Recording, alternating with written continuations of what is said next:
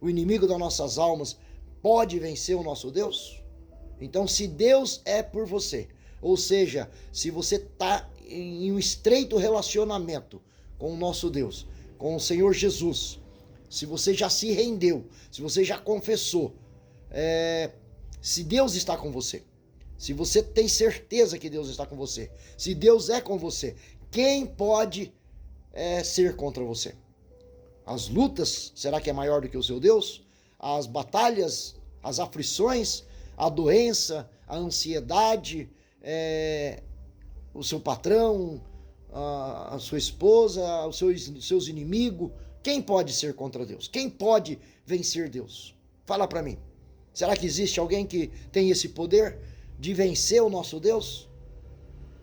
Não sabemos nós que Ele é soberano, não sabemos nós que Ele é o grande eu sou, o Deus de Abraão, Isaac e Jacó, e podemos declarar com a nossa boca o nosso Deus, né? Onisciente, onipresente, onipotente, está sobre todas as coisas, que a tua mão mede o céu a palmo, como diz em Isaías 40, e que na concha da tua mão Ele pega os rios, os oceanos, os mares, que dá força ao cansado. Esse é o nosso Deus, esse é o teu Deus. Então, essa palavra aí é para que você se firme, porque você com Deus e Deus com você, ninguém pode te vencer. Não temas. Essa é a palavra de Romanos, capítulo 8. E eu escrevi alguma coisa aqui, eu quero ler para que os nossos ouvidos continuem gerando fé aos nossos corações. E agradeço por estar aí. Faz tempo que eu não gravo nenhum vídeo, quero contar aqui uma experiência rápida. Ontem, normalmente o dia que eu folgo, e ontem foi um dia desse projeto, a qual eu saio para evangelizar. E saio na guia do Senhor. O Espírito Santo me guia, me direcione, me dê palavra, faça com que eu ore pelas pessoas, que eu abençoe e que eu seja um abraço, enfim, eu saio dizendo, eis-me aqui, achei eu graça aos seus olhos, então envia-me a mim. A obra de missão, né? A prática do ID de Jesus. E ontem, antes de virar a 0 hora, que estamos num propósito de entregar as primícias, que é a primeira hora do dia, ou seja, hoje é dia 16, amanhã, ou daqui a pouco, porque já é 22 horas e 42 minutos, vai virar 0 hora, terceira vigília da noite, onde com força, guerreando, batalhando no mundo espiritual, estamos entregando as primeiras horas do dia em relacionamento com o nosso Deus através da oração, da súplica, da intercessão e da ação de graça que vou fazer daqui a pouco, né? Se Deus nos permitir, porque daqui a um segundo eu posso não estar existindo, eu posso cair aqui agora na sua frente e ser arrebatado pro céu de glória. Seria bom, hein? E ontem, entre as palavras, na meditação que eu costumo fazer, tinha chegado da igreja, saí, evangelizei, tive bastante experiência com o Senhor e foi muito bom. E nenhuma das palavras apontou para Romanos 8 e eu falei, Senhor, quando virar 0 hora eu gostaria de ter uma palavra de Romanos. E eu falei assim em pensamento, mas não cheguei a orar em nome de Jesus, mas falei. E uma experiência boa é que a gente sabe que o nosso Deus está do nosso lado, como está aí do seu lado agora. Ou melhor, está dentro de você, né? Ele está em toda parte. E foi nítido isso, porque eu falei isso, eram as 23 horas, e lendo, peguei meu violãozinho, comecei a adorar o Senhor. Quando virou as 0 hora, eu falei, Pai, fala comigo, que eu quero te ouvir. E quando eu abri, palavra em Romanos 8. Muito me alegrou, porque você sabe que você está falando e Deus está te ouvindo. Porque o relacionamento é isto. Eu falo, você me ouve, né? Coloca aí nos comentários as suas experiências que você tem vivido com Deus. Eu tenho certeza que você tem boas experiências. Tenho certeza que Deus tem visitado a sua casa, a sua mente, o seu coração. E isto é para ser testificado. Em Salmo 119, versículo 2, eu testemunharei os teus feitos sobre a minha vida, né? E quando Deus faz em nós, é para isto. Imagina você dar um presente para sua namorada, ou para o seu namorado, ou para o seu marido, e ele não agradecer, não sair contando. Porque é gostoso isto, né? É sinal que agradou, é sinal que foi legal, sinal que foi bom. Então, quando Deus faz em nós, por nós e através de nós, é exatamente isto.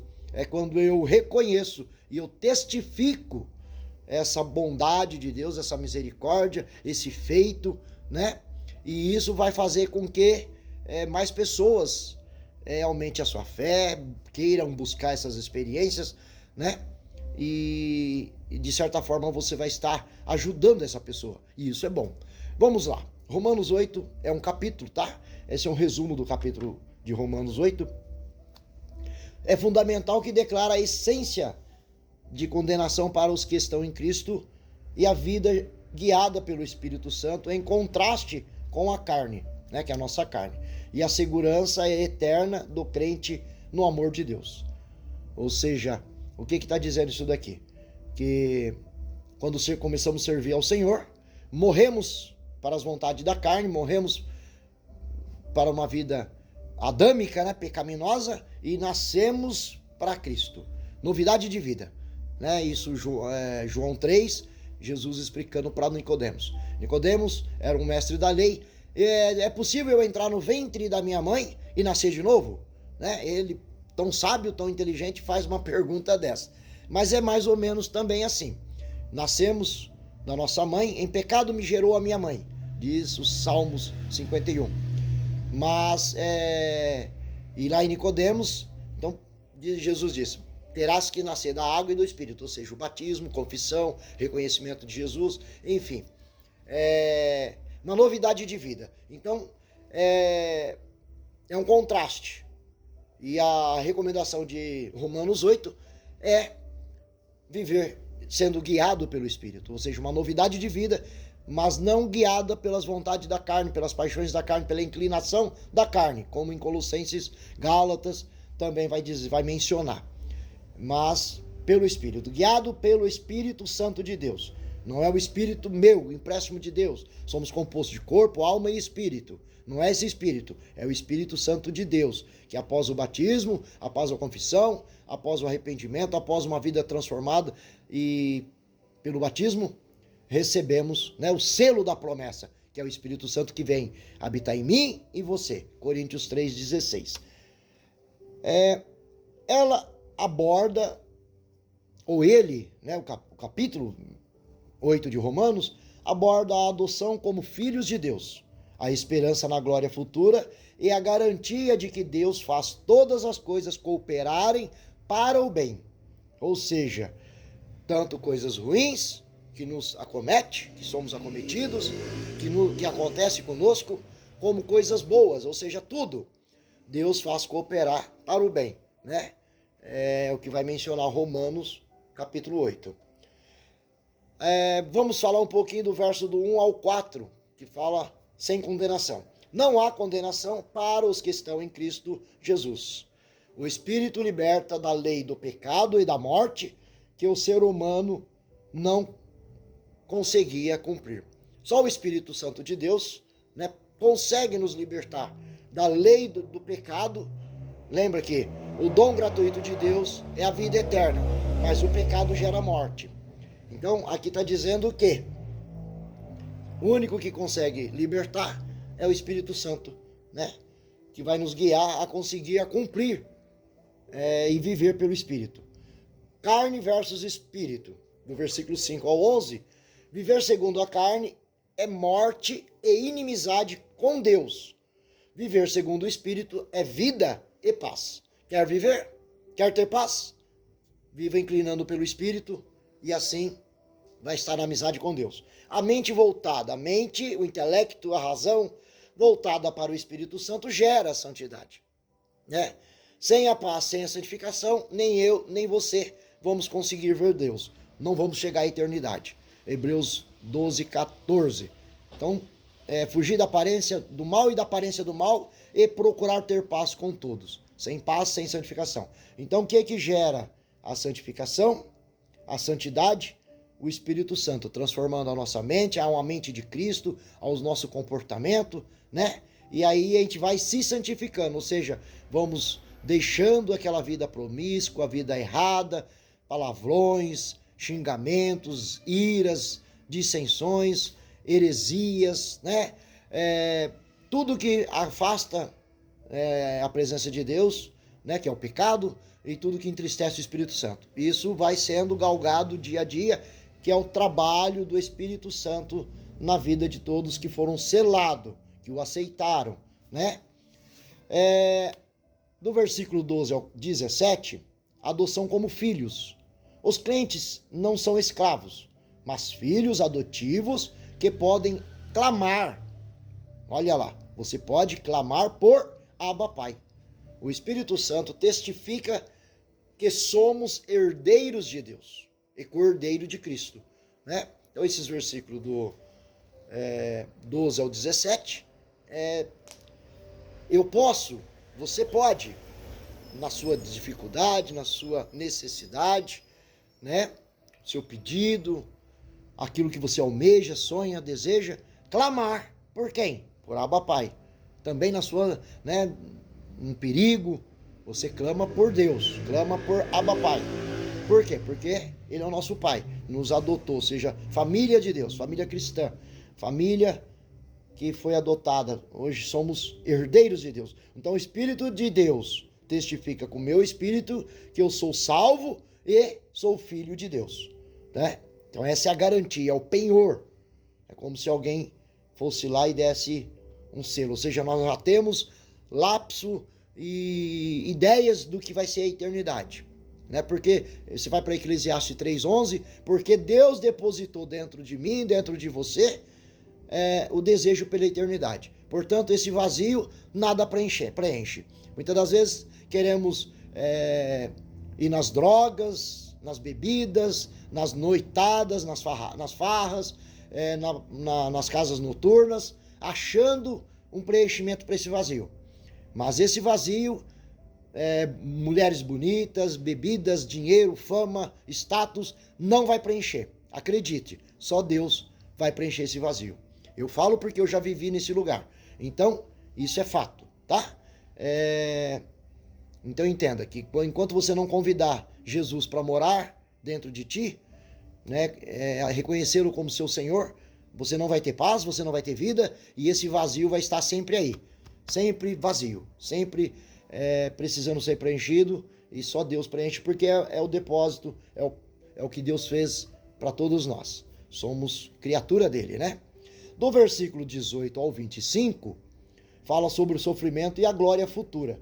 Os sofrimentos atuais não se comparam à glória que será revelada, Então vamos lá. Tudo que você sofre, todas as aflições, né? As necessidades, as dificuldades, às vezes uma doença, às vezes uma perca do ente querido, às vezes uma perca de um emprego, às vezes uma coisa que não dá certo, boleto que não fecha, enfim, né? As aflições, como Jesus disse, no mundo tereis aflição. Tem de bom ânimo, porque eu venci o mundo, vencerá vós também, porque não estará sozinho. Eis que estarei convosco todos os dias e até a consumação do século. Uma promessa de aflição, mas também uma promessa de que ele vai estar conosco, né? E de quem? De Yeshua. E quem é Yeshua? Jesus. Quem é Jesus? O nosso Deus, né? Todo joelho se dobrará, toda língua confessará que Jesus é Deus. Filipenses 2:8. E aqui diz, os sofrimentos atuais não se comparam com as glórias que há de ser revelada nos filhos de Deus, no povo de Deus. Isso já aconteceu? Partes. Mas vai acontecer até o final dos tempos, né? A glória que vai ser manifesta. Aquilo que nem olhos viram, nem ouvidos ouviram, nem subiu ao coração humano, que é intelecto, que é a mente, que é a razão, sede das emoções, não se comparam, todo esse sofrimento todo, não se comparam com o que há de vir, ou seja, com o que Deus tem reservado para nós.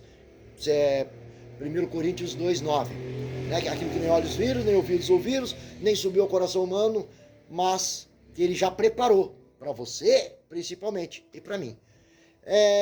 E a criação geme, aguardando a libertação final, ou seja, nós temos uma expectativa, nós gememos em nós mesmos, toda a criação geme em nós mesmos por essas promessas, né? Não é um gemido de aflição, mas um gemido de expectativa. Suponhamos uma mulher grávida, né? Eu estou com 2 noras grávidas, que está lá com a barriga, a dor do parto é terrível, é um sofrimento medonho, diz aí você, mamãe, mas toda mulher geme, esperando o filho que vai nascer.